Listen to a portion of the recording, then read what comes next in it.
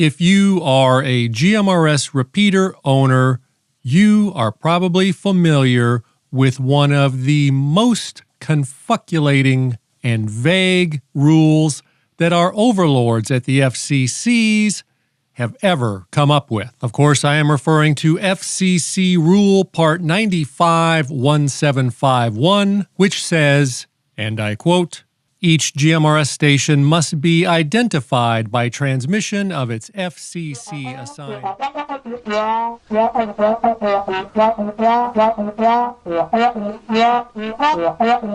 identified in accordance with this section."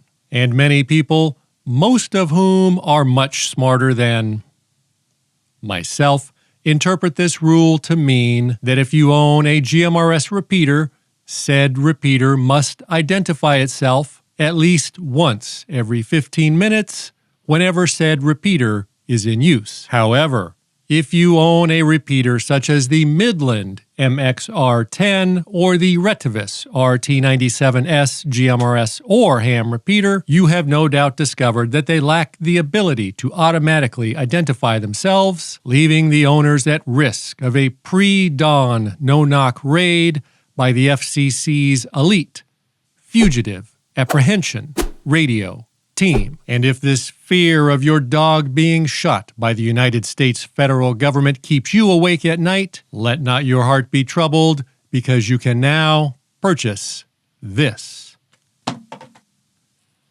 The RepeaterID.com Automatic Repeater Identifier. This miracle of modern technology interfaces with the Retevis RT97S GMRS or Ham Repeater and with the Midland MXR10 GMRS Repeater, and it will automatically play a pre-recorded identification message through your repeater at the FCC's required time intervals, thusly avoiding an unpleasant run-in with our overlords at the FCCs. Verily I say unto you, this device might just save the life of your dog. And yes, sharp-eyed viewers may notice that I made a video about this device only a month or so ago, but that was a pre-production unit, whereas this is the final production shipping version that you can now actually purchase. The price for the Repeater ID is $75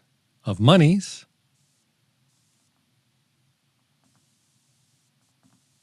Affiliate link below. And the Repeater ID Corporation did send me this Repeater ID unit at no cost so that I could share it with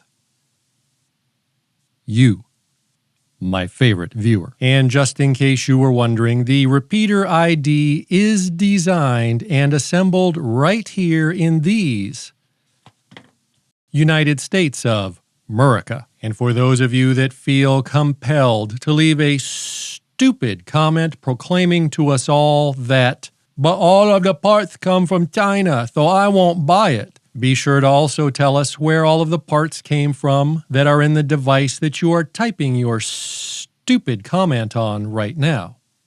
Yeah, that's what I thought, dumbass. And as long as we are talking about stupid comments and dumbasses, yes, it is true that indeed you could make one of these yourself. So please, for the love of baby Xenu in his crib, do not leave a stupid comment trying to demonstrate to everyone how smart you think you are by telling us that we should just build one ourselves, because many people actually have lives and value their time. And some of us have actually even touched boobies. So when you purchase the Repeater ID in the box, you will receive a small instruction sheet written in perfect English explaining how the device operates.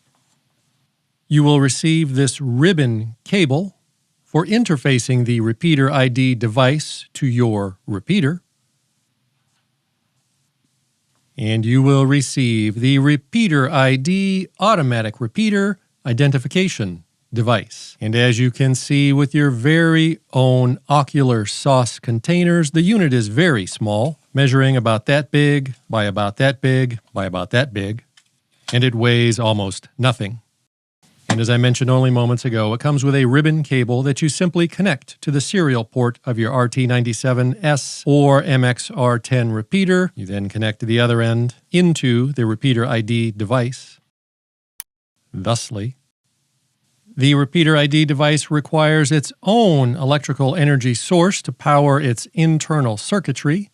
Said electrical energy is provided via this micro USB's hole. You can plug that into a wall charger, or you can purchase this optional power adapter that will allow you to plug into your repeater's power supply. The cost for this optional power supply adapter is $35 of monies. Affiliate link below. And out of the box, this miracle of modern technology is pretty much ready for action. However, you do first need to record your identification message, which you can do on your computer, on your phone, or on your tablet computing device. Your identification message must be recorded in a 24 kilohertz 64K bitrate and saved in the MP3's format. And if you do not know what that means, or if you do not know how to do all of that technical stuff, then verily I say unto you, be not afraid. Just record your message and upload it to the RepeaterID.com audio file online conversion tool, and it will output your recording in the correct format. You then connect your RepeaterID device to your computing device via the USBs and drag and drop the audio file into the RepeaterID memory banks, which will show up like a thumb drive on your computing device. You then connect your RepeaterID to your repeater, provide the previously mentioned electrical energies, and you are done. Out of the box, the unit will automatically identify every 15 minutes, but you can get fancy and use the internal dip switches to change that to 10 minutes for a ham repeater. You can also make it ID only after activity or every 10 or 15 minutes, no matter what. There's also a volume control. Twist it clockwise to make it more noisier, or twist it counterclockwise to make it less noisier. You will also find a Identify Now button, which, when pressed, will make it transmit your identification message now. As you can see, the unit has 3 status lights. The green run light when blinking means that the RepeaterID is online and running, and there has been no activity since the last identification. A double blinky means that the RepeaterID is running and there has been activity since the last identification. The blue busy light indicates that someone is currently transmitting, and the red LED means that the RepeaterID is currently transmitting its identification message. Like this. Stink finger to hoochie mama. Stink finger to hoochie mama. Do you copy? Over. KMG365 repeater. And before you ask, the RepeaterID unit only transmits the identification message that you record. It does not announce the time. It does not transmit a weather report, the news headlines, or any other stupid things you people keep asking about, because this is a very simple and low-cost item that does what it says, and it does it very well.